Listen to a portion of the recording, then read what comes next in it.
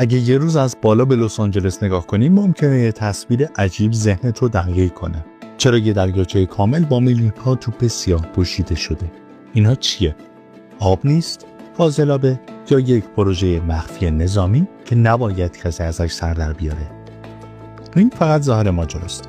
پشت این توپ‌های سیاه یه نبرد خاموش در جریانه، بین آفتاب و سرطان، بین تبخیر و بقا و بین هوش انسان و طبیعتی که دیگه با کسی شوخی نداره.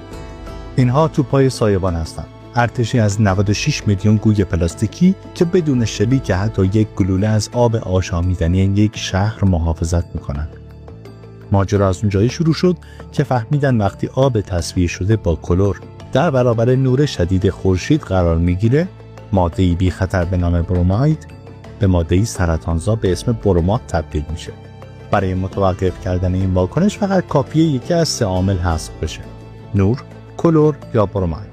ساده ترینش حذف نور شدید خورشید. و اینجاست که این توپ‌های نیم سنتی تبدیل میشن به خط مقدم دفاع از سلامت مردم و ذخایر آب شهر. اما سوال مهمتر اینه: آیا این ایده ساده و هوشمندانه میتونه نجات بخش بحران بی‌آبی ایران باشه؟ یا فقط یک نمایش تبلیغاتیه که خوب جلوه میکنه ولی عمق نداره؟